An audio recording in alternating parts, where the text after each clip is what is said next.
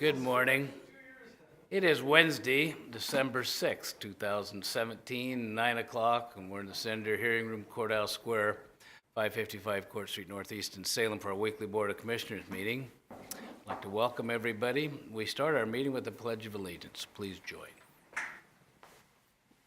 I pledge allegiance to the flag of the United States of America and to the republic for which it stands, one nation, under God, indivisible, with liberty and justice for all. Thank you very much. Kind of a short agenda today, I can't hide it. Our first item is always public comment. There's no one from the public here, no one's taking advantage of that, so we'll move right into the consent calendar. Commissioner Cameron, since there's two of us, Sure. we're relying on you. Well, I get to do it for, yeah, I got skipped Maybe one over, of your so- last times. Yeah, it's okay. Yeah, so one of my last times. Okay, under business services, Mr. Chair, we approve a contract for services with Brown & Brown Northwest in the amount of $131,853 for services to include employee benefits and insurance for property and casualty for a period of January 1, 2018 through December 31st, 2018. Under Community Services, approve an order appointing Pam Zielinski and Brandy Buxton to the Marion County Fair Board with the terms ending December 31st, 2020. We really appreciate those people serving there. Under the Sheriff's Office, approve an intergovernmental agreement with the Oregon State Criminal Justice Commission in the amount of $3,839,921.77 for an effort to increase opportunities for successful rehabilitation for a period of July 1st, 2017 through June 30th, 2019. Under the Tax Office, approve a property tax refund in the amount of $39,890.10 to Capital One Bank.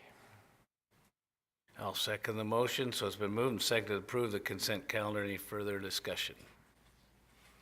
I just make one note. I saw Tammy Getch came in, decided she didn't need to be here, counted on us to approve everything. Suddenly I feel a desire not to, but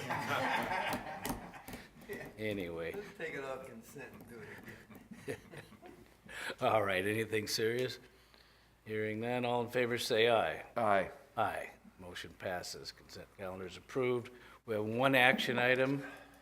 Consider the ratification of Federation of Parole and Probation Officers, we call FAPO, collective bargaining agreement for 2017 to 19. We have Colleen Coons-Chaffins and Sheriff Jason Myers. Whoever would like to begin, please do. Good morning, Commissioners. Today we're here to talk to you about the FAPO collective bargaining agreement for 2019. For the record, I'm Colleen Coons-Chaffins, Business Services Director.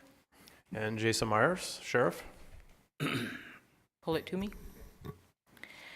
So today we want to talk to you about the list of changes, and before you should have a list of changes as well as the table of contents and the red line agreement. If you have any questions, we can go through them, and I'll just go through this pretty quickly. As far as we did some title changes in Articles 6 and 34, and we'll get to that in just a second. Article 5, Holidays, Section 2, page 3. The board recognizes the need to hire and recruit staff. The board brought forward an amendment to no longer have a 6-month waiting period for new employees. Personal holidays each calendar year are to be used in accordance with Article 6, Section 4 on scheduling vacations. Section 3, Commissioner's Day, was memorialized and annually granted as a day off given by the Board of Commissioners. It's one regular work shift to be taken between November 15th and January 31st. And when the FAPO agreement was ratified, this is already included as we've, again, memorialized it into the contract, so they get one day as everyone else does as well. Article 6, vacation leave, speaks to the accumulation of vacation leave, and the board, again, recognizes the value of the employees and the ability to better recruit and retain staff. Increases were made to the accumulated rates for employees in the following years. After 6 months, we changed it to third year as opposed to the 5 year, and they get 4 hours of pay per pay period. After the third to the fifth year, they get 4.308 hours per pay period, and after the fifth through the 10th year, it's 4.924 hours per pay period. Section 9, sunset of compensation credits. We cleaned up some language. We know that we no longer offer those. Article 7, sick leave, Section 4, page 7, bereavement leave applies to each immediate family member. Section 10, protected leave, pages 8 and 9, similar to our MCLEA collective bargaining agreement. Article 11, protected leave and sick leave, just some language cleanup as well there. Article 9, health and welfare, the caps were increased to $15.54 for 2018 and $16.54 for 2019. Article 10, wage administration, subsections G and H were some cleanup language. Subsection K, we retitled it instructor incentive, clarifying the incentive applies to instructor or assistant in survival skills, EPICS, MI, and LSCMI cleanup language, and Sheriff can define what those are. Those are, EPICS is a form of work that our POs do with the offenders. It's effective principles in community supervision, and the LSCMI is an assessment that is given to offenders, and there's special training that goes along with that. We'll go to Article 13 on discipline and discharge, internal affairs complaint investigation, and basically that the language change was to, similar to what we did with law enforcement's collective bargaining agreement, was that we'd follow the professional standards manual. So a new professional standards manual, not a new, but we revised this professional standards manual that aligns with departmental policies for the Sheriff's Office. Article 14, general provisions, we moved some sections around just where it made more sense to move them. Article 21, we relocated some language there as well around Federation representatives and their responsibilities. Article 27 was salaries, was a 2-year contract, cost of living adjustments, 2% for 2017 and 2.5% for 2018.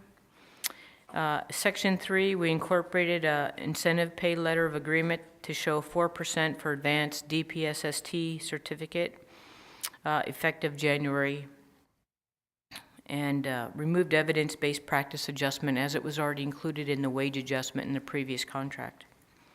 Section 4, page 29, longevity increases. The longevity 1 was 175, now 275. Longevity 2 was at 3% and now is at 4%, and longevity 3 was at 5%, now at 6.5%. Article 33, life and term of the agreement, is a 2-year agreement that goes to June of 2019. And any letters agreement must be signed by the CAO, the Chief Administrative Officer, Department Head, Human Resources or designee, and the designated representatives of the federal parole probation officers. There's also 2 LOAs. One was a lump sum payment because of the timing of the legislative and the budget. We had to do a 1 lump sum agreement that added $60 of gross pay per pay period for each FOPO member. And lump sums for pay periods started July 2nd, went through December 2nd, and there were 11 pay periods in total. New parties were to ratify that by today, and it will be included in their next paycheck on December 12th. There's also a workers' compensation wage continuation letter that we talked about in previous sessions with you, that we also worked with the Law Enforcement Officers Association, where we talk about wage continuation if there's a serious injury or illness that occurs while they're on duty. That's effective, doesn't become effective until January 1st, 2018. So now I'd like to just formally thank all the people that helped with this negotiation, including the sheriff, the undersheriff, Troy Clausen, Commander Jeff Wood, Jay Bergman, Anna Whitlock, Mike Hartford, as well as Jason Boss, Angelique Flores, Chris Wilson, Gloria Roy, Noah Olson. But we also had the bargaining team of Wendy Bell, Seth Prowser, Sally Ramsey, and Sophie Polanski, and just great work for everybody, and we got a lot of work done. And so thanks to you for your support as well in the ongoing negotiations. Sheriff? Thank you, Colleen. I would just like to echo the appreciation and the lead that was taken by Colleen in Business Services, and then Troy Clausen from our office. They did a great job throughout the negotiations. I fully support this agreement. It is in line with our comparables and what's going on in parole and probation shops across the state, and it's within budget. It's fair. It's fair to our employees, and it's also fair to the county. So I'm here today just supporting this and asking for your support. Thank you. All right, questions, comments? Thank you, Mr. Chair. Colleen, maybe this is more of a operational process. Is payroll ready to be able to do that on the 12th? Yeah, we've been Sorry, working program. with payroll, finance, IT, as far as this is a whole setup that we've had to sit down with those teams and discuss timing of all these. So after this is ratified today, the teams will start doing stuff today, tomorrow, and Friday to make things happen for the 12th. Okay. And the other comment, I think that on the one thing we talked about was adjusting the vacation pay as a benefit forward. I was just looking at the total benefit. We did that up front because of recruitment and trying to be competitive and reward people for coming on board, if I remember Correct. right, because we didn't We- change the back. Yeah. Yes, we lowered that to the 6 months to 3 years, and that was enabling us to pull people in faster with the 3 years opposed to the 5. Good. We have a couple comments. The first is, and Jason, we talked about this prior to the meeting a little bit, but even the first sentence here that we talked about, Commissioner Cameron mentioned, to make ourselves competitive, to be able to recruit and retain employees. You feel this puts us where we need to be? Yes, it does. And as I've mentioned to you before, Commissioners, that in public safety in general, it's very highly competitive right now. There's not a lot of recruits coming in as we've traditionally have seen. So this puts us in a good place. It's within the budget that we've established, yet it recognizes the efforts of our professionals who really are doing some of the best work in the state. And the other's a little personal, and in the scheme of things, not important, but just a comment on it. The Commissioner's Day, I have to tell you that at least I, and I think we, considered it truly a gift to the employees every year to let them know we're thinking about them and their family during the holiday season. To kind of make it mandatory does take away from that, but I guess it doesn't mean I care any less, but it's a little different. I think one of the important things for us is the spirit of that carries through in this contract. That's why we've outlined it the way we have, because we know what that means coming from you to the employees. Okay? Just the only other comment, and Sheriff, I just want to thank you for your people. I know I got to do a ride-along with some of the parole and probation this year, and just the work that they do is amazing, and it is a tough job. And just I know the whole reentry, the recidivism issue, and things that we work on as a team are really appreciated, and those guys and ladies and men are doing that every day. Trying to keep everybody safe and help those people get back into our society and be productive members, and it's a challenge. But we see some successes and we see some that don't make it. But thank you for your service and your leadership and Commander Wood in leading that team. So thank you. Thank you very much. Okay, motion then? Mr. Chair, I'll move that we ratify Federation of Parole and Probation Officers, FOPO, collective bargaining agreement for 2017-2019. And I will second it, so it's been moved and seconded to approve Federation of Parole and Probation Officers Collective Bargaining Agreement as described. Any further discussion? Hearing none, all in favor say aye. Aye. Aye. Motion passes, and I'll add here my appreciation too to all of you that did work on it so hard. And it's real simple for us. You bring it to us, kind of say yes or no, but you do all the hard work, and I appreciate what it takes. Thank And you. John, I know you're involved too. All right, thank you. He's got something Thank to you say. very much for your support. Thank you. John? Mr. Chair, let me ask you a question. Should. They want to hear me. Is the president of FAPO organization is Wendy Bales? Yes. Yes. Wendy's been a probation officer for a long, long time. And she made me, a couple years ago, helped me make a decision about an employee that I really value. And I appreciate the work they do, particularly the work Wendy does. Thank you. All right, thank you. Thank you. That is all that's on our agenda today. No more action items, no public hearings. The last to do for a meeting is to read those places we'll be together in the coming week, and even it's a shorter list. It's that time of year. This afternoon or at noon, we'll go to Woodburn for the Marion County Woodburn meeting at Luis's Taqueria, 523 Front Street in Woodburn. At tomorrow, 10:30 to 12:30, we'll have a department head elected officials meeting. That'll be in the Commissioner's Boardroom, 5th floor, 555 Court Street Northeast in Salem. Friday, 11 to noon, Salvation Army bell ringing, Marion Parkade Skybridge, 350 Marion Street Northeast.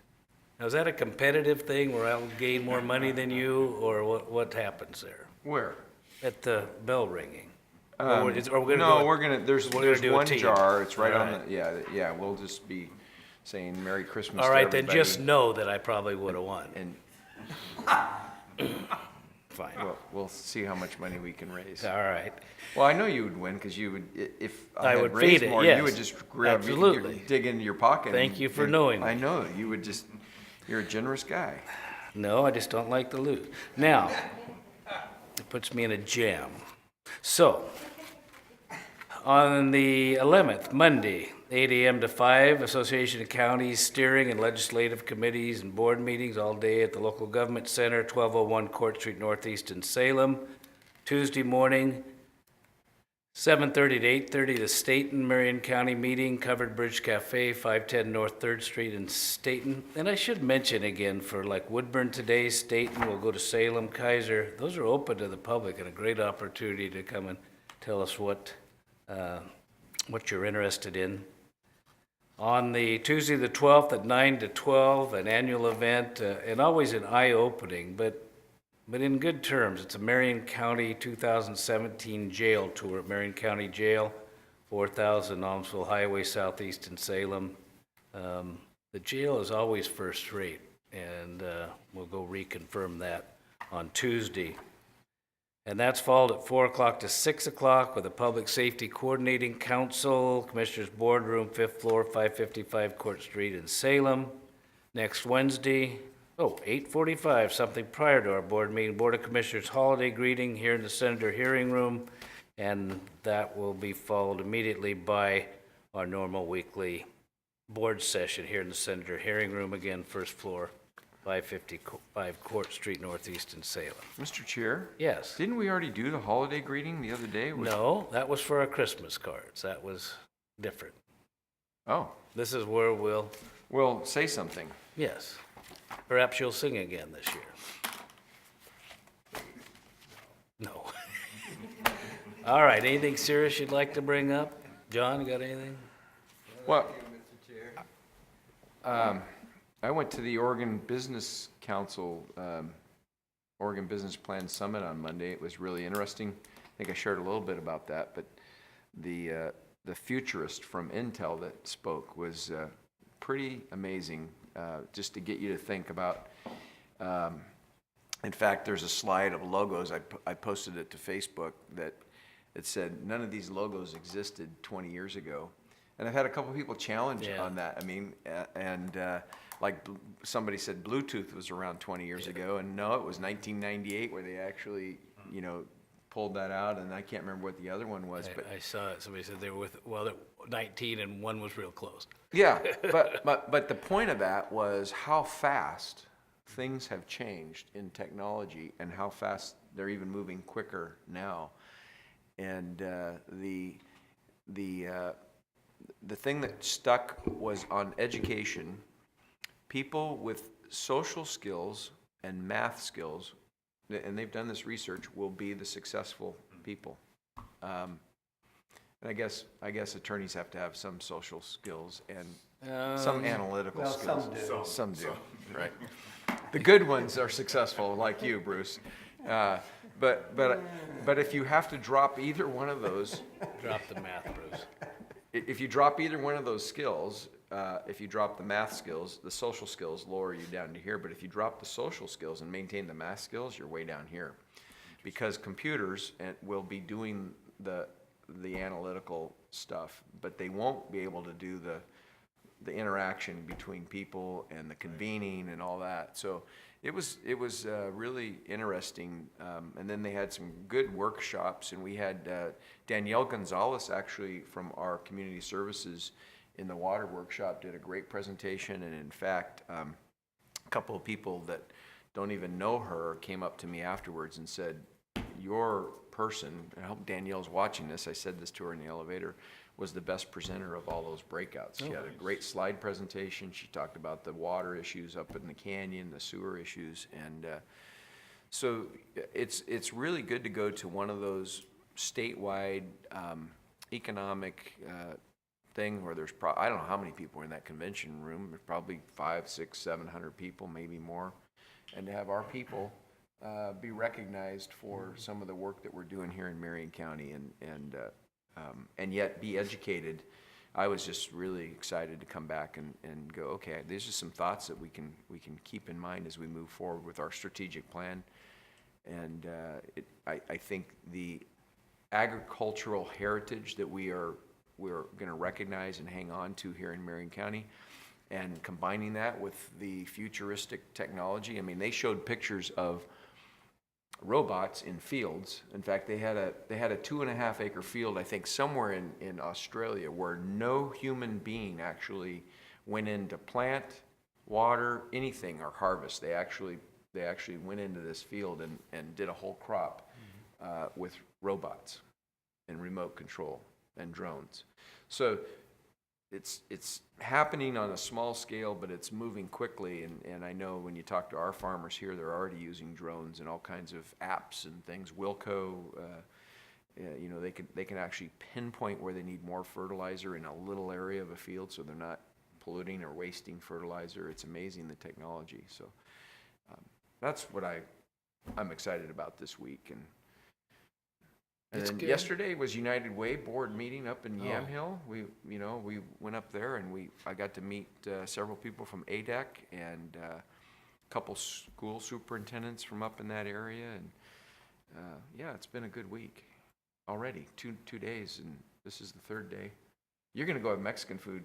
John and I are going to go to SEDCOR. I thought there was something else going. You're SEDCOR, okay. Yeah, SEDCOR. We have the quarterly board meeting, so I got to drag him over there because he's a board member.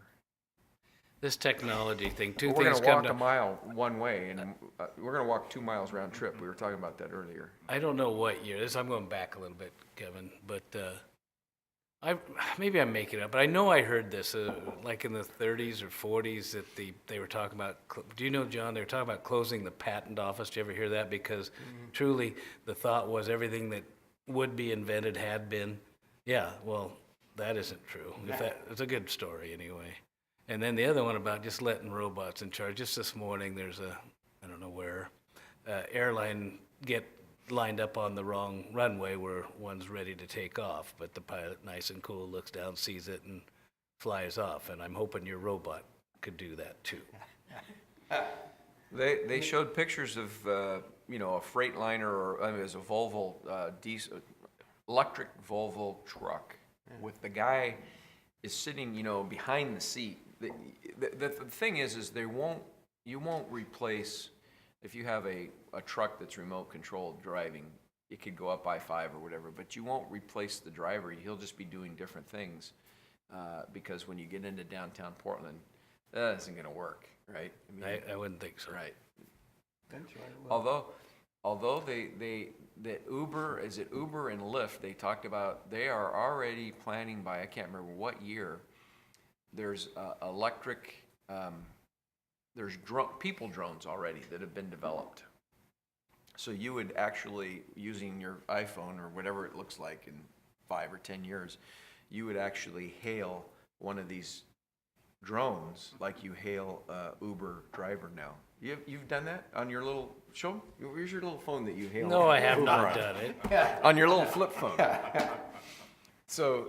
Now, what do you mean people drones? Let's, Literally like a helicopter, but it's Oh. got, it's basically, it would be, remotely driven, and you would hail this drone and it would come and, land on the building or someplace I where see. they have a And site. run you where you wanna And you go. would hop in and you would take off. I'll be and- pretty happy about that. Yeah. All right. It'd take you to Sublimity. Well, that's drop enough you of off the at the fire future. station. Let's talk a little about the past.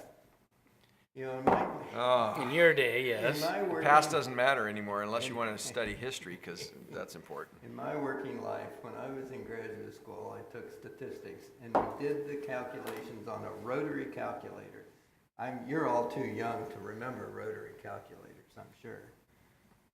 You mean the things where you cranked? No. It had a long rotary thing that would go chunk, chunk, chunk, and do your calculations would come up on the circular thing. Anyway, Oh, I thought that's where you used to move beads. We had electronic calculators in our day. so, and then I went to work for the Kansas legislature, and I was given the task of doing the allocations for schools and highway funds to local governments, and I did it on a almost manual calculator. Really? And my boss decided to get me a programmable calculator. This thing was like this big. And so you could sort of program the calculations into it. It didn't work very well. But I'm going from when I worked for the Ohio legislature, we did bills on mimeograph paper. Yeah. And printed them. Shortly after that, they got computers to do it. But my grandson now, 9 years old, built his own computer and programs it. I mean, that's how far we've come in my lifetime. So, John, My working lifetime. did your buggy have that you drove to the did your buggy that you drove to the Capitol those days have 2 horses or 1 horse? But the point is that No, it's they're- going to change a heck of a lot Okay. more in his working lifetime than yours, not mine. I'm old. You're talking about your grandsons. Yeah. Yeah. You- All of us. I mean, if we, we're. That's the other thing. People are living longer, and. Well, I have reached my technological limit, and I'm quite happy where I am. All right, with that Yeah. His assertion, response to text messages, K. we'll call this meeting adjourned.